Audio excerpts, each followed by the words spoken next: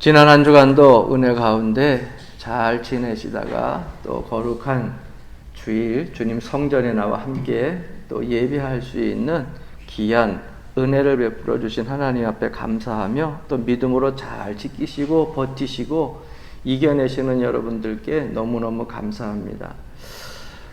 우리가 삶을 살면서 그리스도인이라고 하면 무엇보다도 하나님의 뜻을 잘 알고 구체적으로 실천하며 살아갈 수 있어야 될 줄로 압니다. 행실이 나쁜 사람이 한 사람이 있었어요. 그런데 이 행실이 나쁜 사람이 어느 날 옛날 이야기하는 양장점이죠.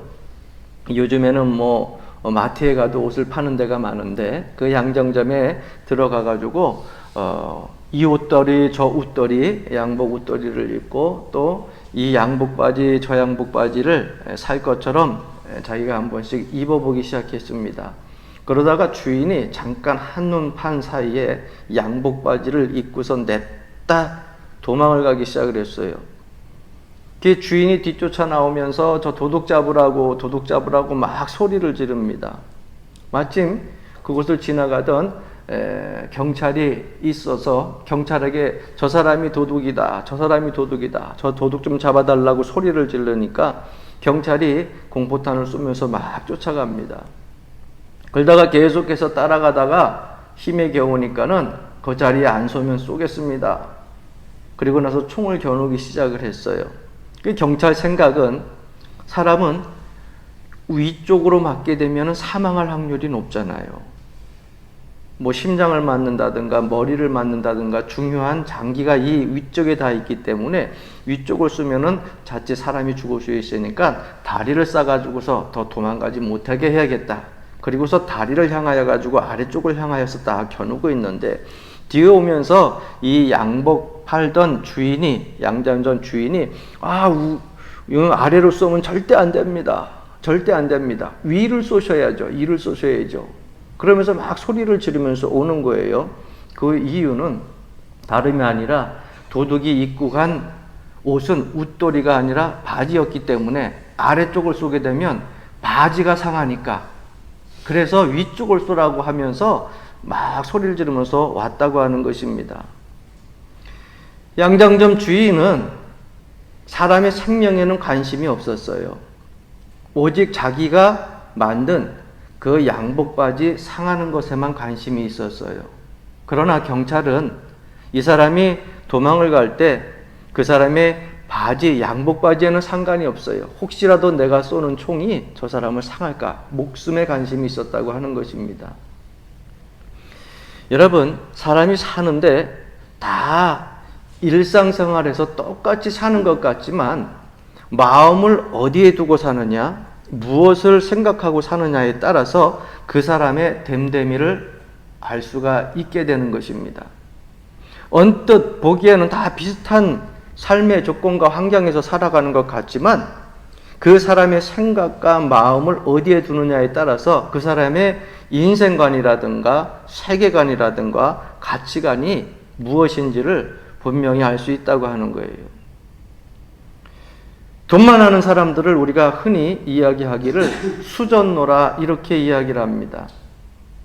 그리고 모든 것들을 물질 위주로 보고 물질로 판단하는 사람들, 이러한 사람들을 우리가 유물론자라고 이야기를 합니다. 모든 것들을 다 물질로 계산하고 돈으로 계산하고 이러한 사람들을 수전노 또는 유물론자라고 얘기를 해요. 매일 생각하는 것이 자기의 삶 속에서 쾌락을 위해서만 살기 위해서 모든 가치관을 거기에 두고 거기에 일상생활을 쏟아붓고 살아가는 사람들을 향락주의자다 이렇게 얘기를 합니다. 다른 사람이 어떻게 되든 상관없이 나만 괜찮으면 돼 하면서 자기 자신만, 자기 자신의 이익만, 자기 자신의 기쁨만 생각하고 살아가는 사람을 우리는 흔히 이기주의자라고 이렇게 이야기를 합니다. 그렇다고 하면 오늘 이 시대를 살아가는 우리는 역시 세상에서 일반 사람들과 일상생활을 똑같게 하면서 살아가는데 우리는 우리에게 주어진 별명이 있어요. 그것은 바로 그리스도인이라고 하는 별명이 붙여져 있다고 하는 것입니다.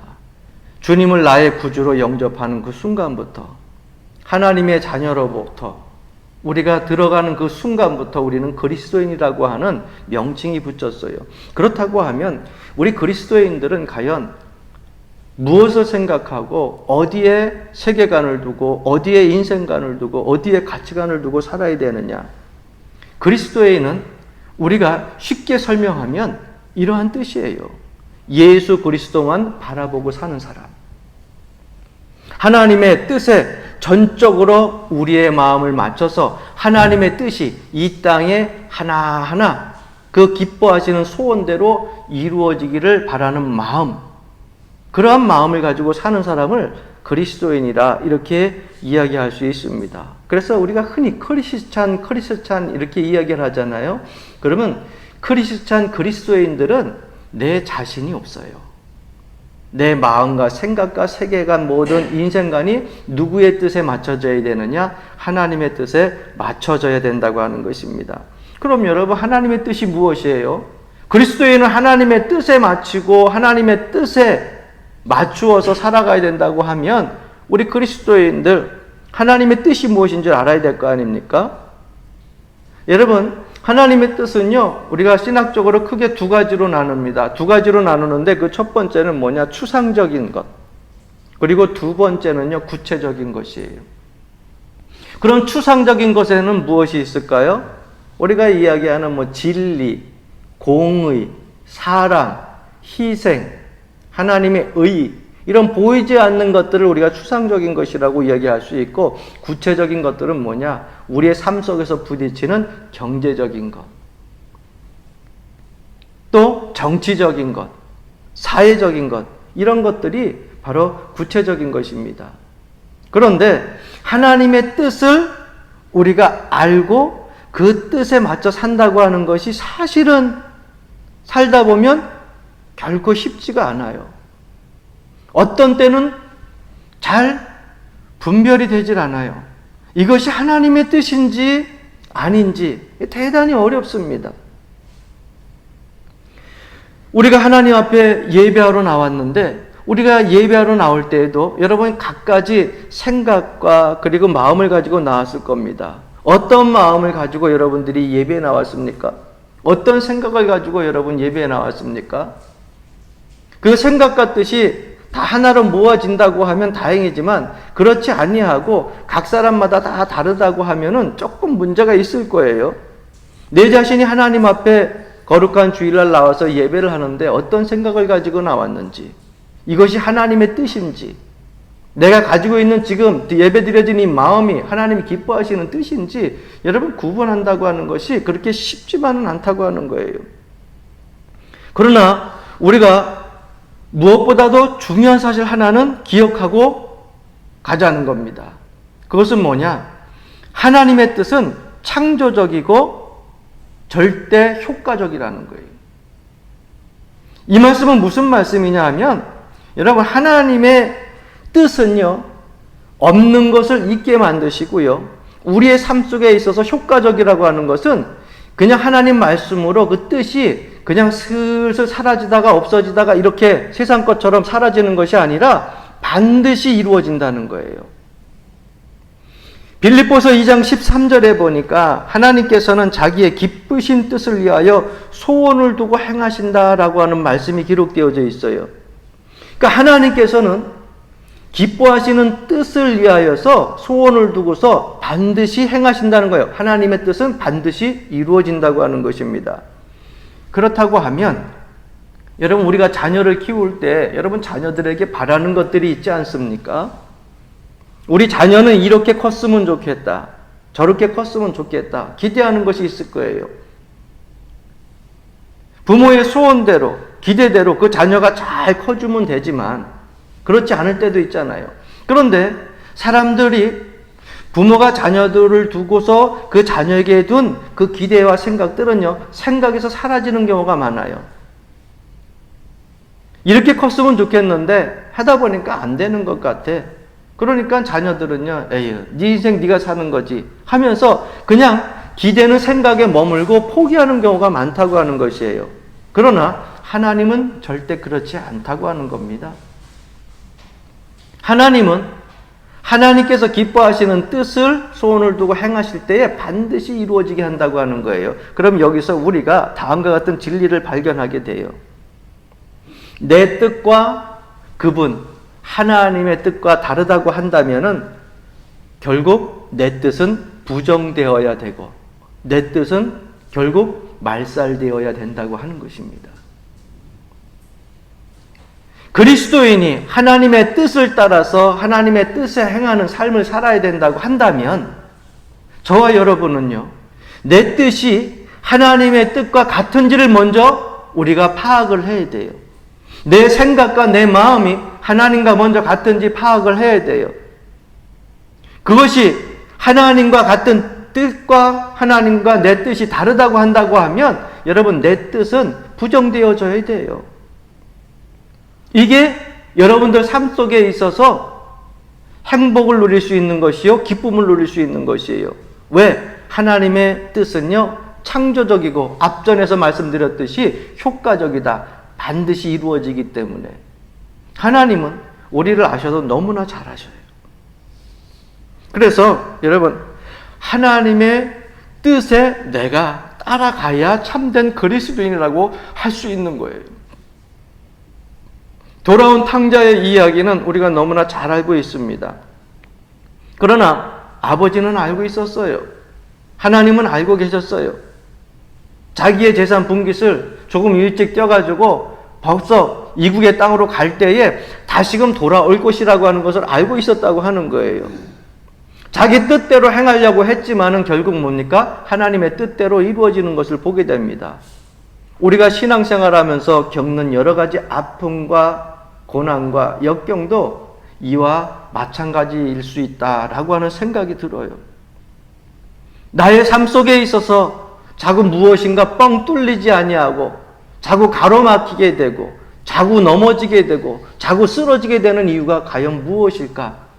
여러분, 내 뜻이, 내 마음이, 내 생각이 지금 하나님이 기뻐하시는 뜻에 맞고 있는지, 그 길을 바르게 걷고 있는지를 우리가 되돌아봐야 된다고 하는 것입니다. 왜? 하나님은 포기하지 않으셔요. 그래서 여러분, 늦게 돌아오면 늦게 돌아올수록 고생은 누가 하느냐? 본인들이 하는 거예요. 힘든 거예요. 어려운 거예요. 결국 돌아온 탕자도 다 알거지가 돼가지고서 모든 것 다 잃어버리고 그리고 아버지의 품에 돌아온 것처럼 하나님의 뜻에 맞지 않는다고 하면 빨리 지혜롭게 내 모든 뜻과 마음을 포정하고 말살시키고 하나님의 뜻에 맞춰서 하나님이 기뻐하시는 그 뜻으로, 그 삶으로 돌아와야 된다고 하는 것이. 그렇다고 하면 이제 과제는 하나 남았습니다. 하나님의 뜻이 무엇이냐는 거죠. 하나님의 뜻이 무엇이냐. 여러분, 우리가 주의 성전에 오게 되면 항상 가장 먼저 눈에 들어오는 것이 아무리 여기에 조명이 밝고 그리고 커다란 모니터가 있다 할지라도 여러분 가장 먼저 눈에 들어오는 것은 바로 십자가예요. 교회의 그러면 십자가. 십자가는 뭡니까? 사랑 아니에요. 그러니까 우리에게 향하신 하나님의 모든 뜻은 그분 사랑 안에 다 있어요. 그리고 그 사랑으로 우리에게 나타내 주셨는데 십자가를 바라볼 때마다 여러분 무엇을 알게 되느냐? 하나님은 사랑이신데 누구를 사랑하셔요? 우리를 사랑하신다는 거예요. 우리 사람에게 율법을 주신 것도 여러분 사랑해서 주신 거예요. 또 뿐만 아니라 우리에게 거룩한 성일 주일도 우리에게 예배할 수 있는 이러한 모든 날도 주신 것도 우리를 사랑해서 주셨다고 하는 것이에요. 주님께서도 그래서 안식일이 먼저가 아니잖아요. 거룩한 성일이 먼저가 아니라 누가요? 사람이 먼저예요. 예배를 통하여서 우리의 삶에 기쁨을 회복하고 감사를 회복하고 힘을 회복하고 율법을 통하여서 하나님이 기뻐하시는 뜻을 이 땅에 이뤄가며 우리의 삶 속에서 참된 보람을 느끼며 살아갈 수 있도록 해주신 것이 바로 하나님의 뜻이었다고 하는 것입니다. 그래서 십자가를 바라보게 되면 여러분 그 십자가보다 더 큰 사랑이 어디 있겠습니까? 부모가 자녀를 사랑하는 것만큼 또 목회자가 성도들을 사랑하는 것만큼 여러분 많이 사랑한다 할지라도 십자가 하나님께서 우리에게 주신 사랑에 비하면 아무것도 아니라는 거예요. 왜? 십자가는 희생이요, 목숨을 내어준, 대속제물로 내어준 귀한 하나님의 처절한 아픔에 사랑이 있기 때문에 그래요. 십자가를 바라볼 때 그 크신 사랑을 우리에게, 독생자를 다 우리에게 내어주셨는데 무엇을 더 내어주시지 않겠습니까?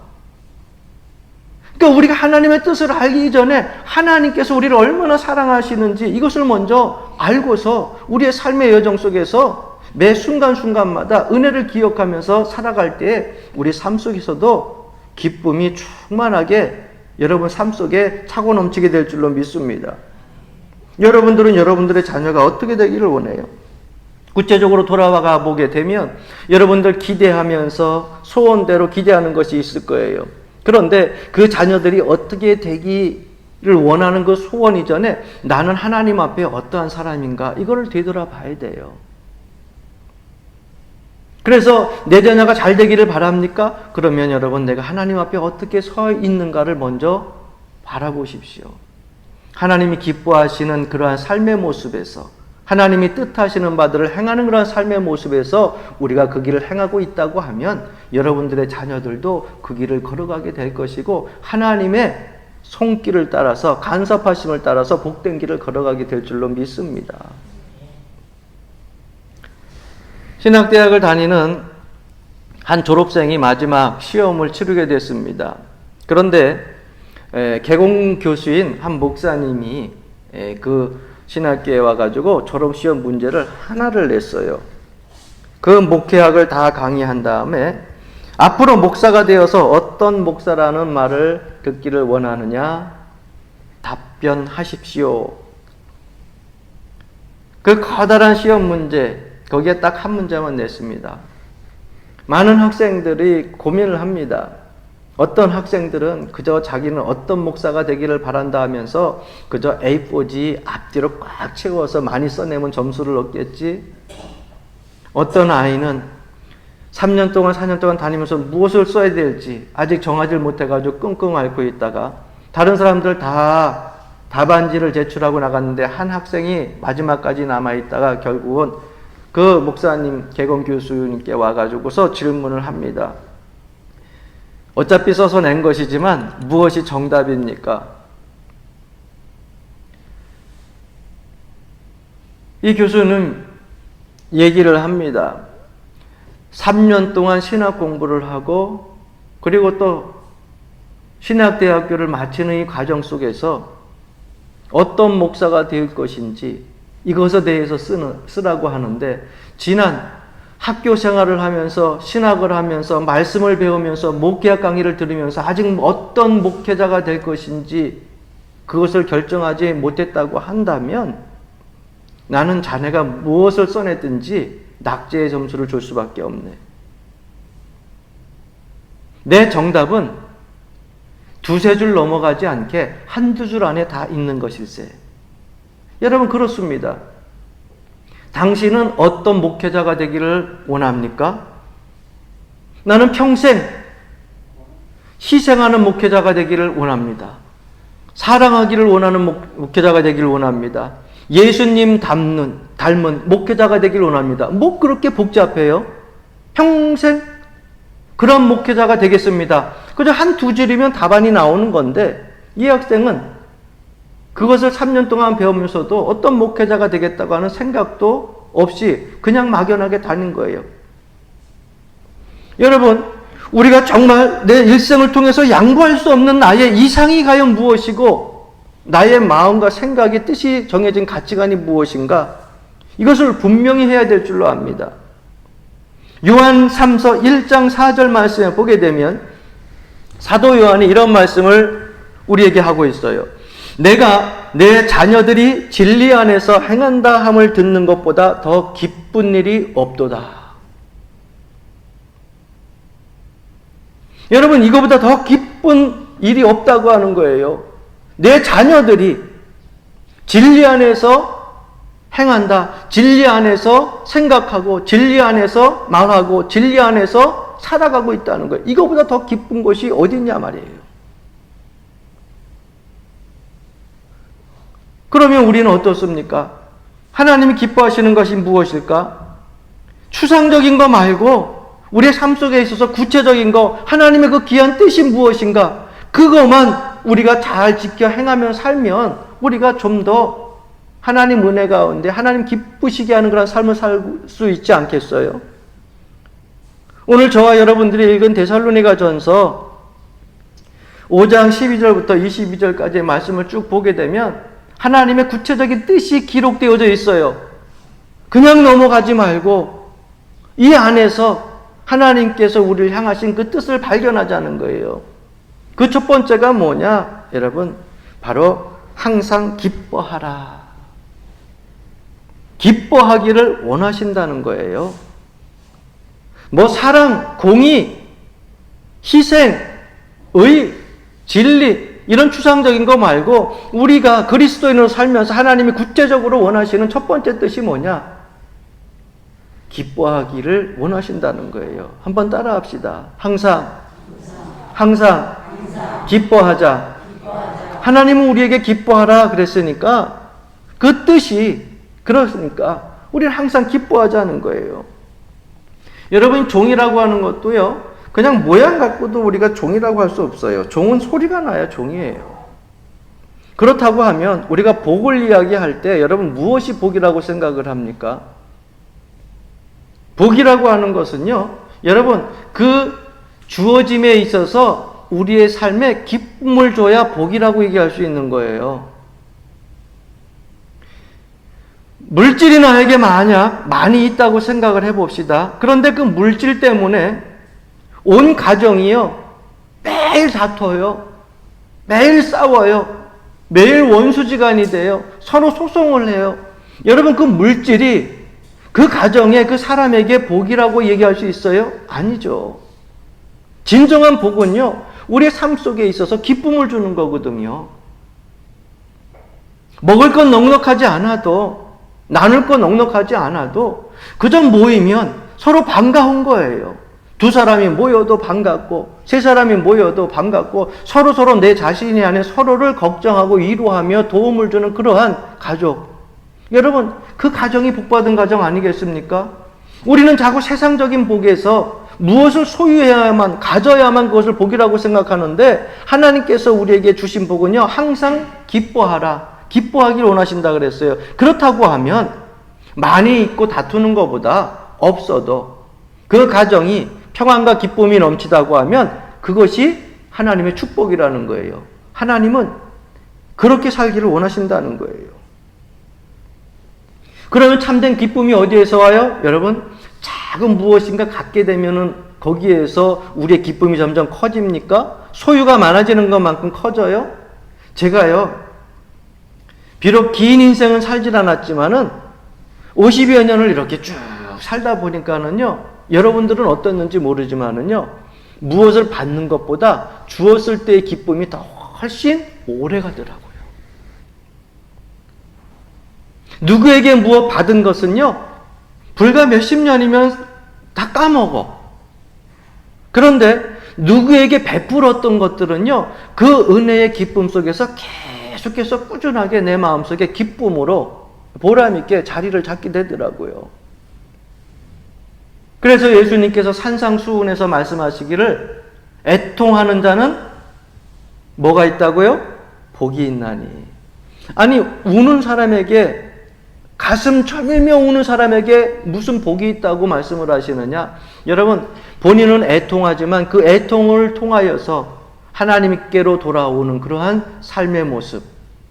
여러분, 하나님 앞에 우리가 나와서 눈물 흘리고 나면 그렇게 기쁨이 충만하잖아요. 삶 속에 지약으로 가득 찼을 때는 무언가 무겁고 억눌리는 것 같고, 그런데 하나님 앞에 애통하며 눈물 뿌리고 나고 나면 그렇게 그 마음이 개운하고 기쁠 수가 없어요. 남을 위하여서 애통하는 눈물, 자기 자신을 위하여서 애통하는 눈물, 그 가운데서 기쁨을 누릴 수 있지 않습니까? 바로 그러한 곳에서 하나님께서는 기쁨을 찾으라는 거예요. 사도 바울은 빌립보서 4장 4절 말씀에서도 주 안에서 항상 기뻐하라. 내가 다시 말하노니 기뻐하라. 이렇게 말씀하고 있어요. 이 빌립보서는 우리가 흔히 희락의 복음이라고 이야기를 합니다. 그런데 여러분, 빌립보서는 정말 암울한 가운데 쓴 서신이에요. 감옥에서 쓴 서신 아니에요.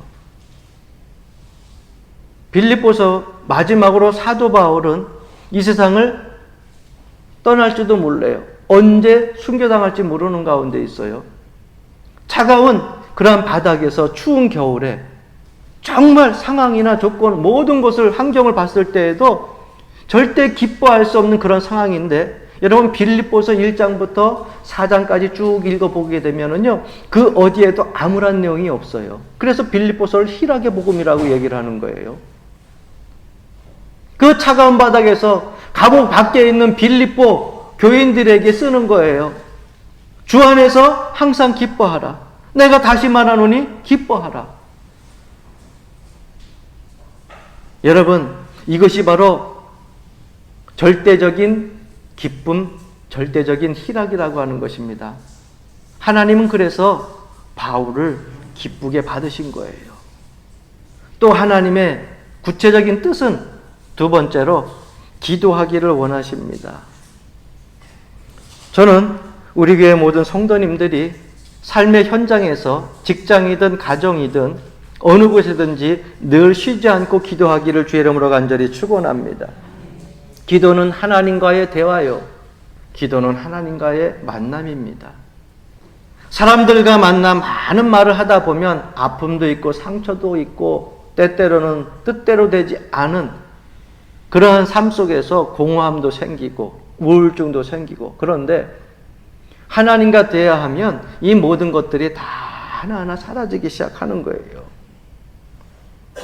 여러분, 하나님께서는 우리에게 구하라 그랬어요. 그런데 생각해 보십시오. 구하는 건 누가 구해야 돼요? 아쉬운 사람이 구해야죠.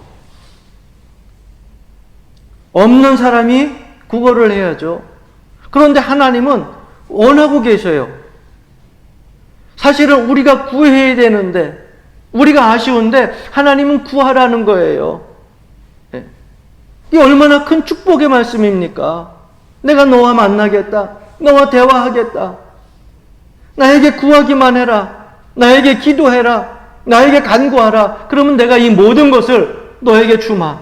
약속하신 하나님의 바람, 하나님의 기쁘신 소원의 뜻이라는 거예요. 그러니까 여러분 삶 속에서 쉬지 말고 기도하기를 주의 이름으로 간절히 축원합니다. 아이들이 막 태어났을 때에 가장 먼저 듣고 싶은 말이 뭔지 아세요? 엄마.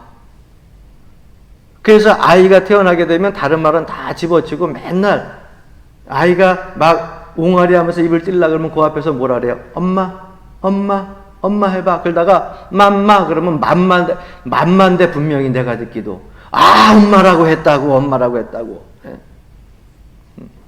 아빠는 어때요? 아빠 소리 한번 하면은 그거 듣고 싶어가지고 나중에 다 하게 되는데, 아빠 해봐. 엄마는 하는데 아빠 소리 못하니까 서운해가지고 맨날 가서 엄마 안 보는 데서, 부인 안 보는 데서 가서 아기한테 아빠, 아빠, 아빠 그런다고. 그러다가 엄마다가 빠빠 그러면 빠빠라 그랬는데 아빠라 그랬다고, 아빠라 그랬다고. 여러분, 우리가 얼마나 그 소리를 듣고 싶어 해요? 하나님이 그토록 우리의 기도를 듣고 싶어 한다는 거예요. 내가 원하고 내가 궁하지만 하나님은 내가 그렇게 간구하고 궁한 가운데 하나님 앞에 기도하기를 원하신다는 거예요. 간구하기 원하신다는 거예요. 그것이 하나님의 뜻이라는 거예요. 그러면 기도하지 않는 사람에게 하나님께서 주시는 묘약이 있어요. 뭘까요? 물질에 매여 있는 사람? 좀 평범하게 우리의 삶 속에 있어서 걱정이 없는 사람? 그럴 때도 기도하면 하나님은 그 복을 유지해서 더 크나큰 축복을 해주시지만, 평안함과 물질의 소요 넉넉함으로 인하여서 기도하지 않게 되면 하나님은 뭐예요? 원하시는 게 있잖아요. 뭐예요? 네가 나에게 간구해야 되는데, 나하고 대화해야 되는데, 나하고 만나야 되는데, 그렇지 않으니까 하나님께서는 앞에서도 말씀드렸죠? 창조적이고 효과적이기 때문에 반드시 이루게 하신다. 간구하게 하시는 거예요. 있었던 물질을 빼앗아 버립니다. 멀쩡하고 건강했던 몸에 병이 생겨버려요. 그렇게 승승장구로 잘 나가던 모든 직장 생활이 힘들어지기 시작해요. 그러면 아이고 하나님하고 돌아오는 거예요. 하나님이 원하시는 거는요, 쉬지 말고 기도하라. 그런데 여러분, 그것은 우리에게 있어서 원망과 불평의 거리를 주려고 하는 것이 아니라 축복된 삶을 더 잘 살아가게 하기 위해서임을 기억하시기를 바랍니다. 마지막 세 번째로 하나님께서 우리에게 주신 구체적인 뜻은 감사하기를 원하십니다. 여러분, 우리가 살면서 많은 사람들에게 감사할 사람들도 참 많이 있지만 십자가를 바라보며 하나님의 은혜에 감사하는 삶을 살아야 될 줄로 압니다.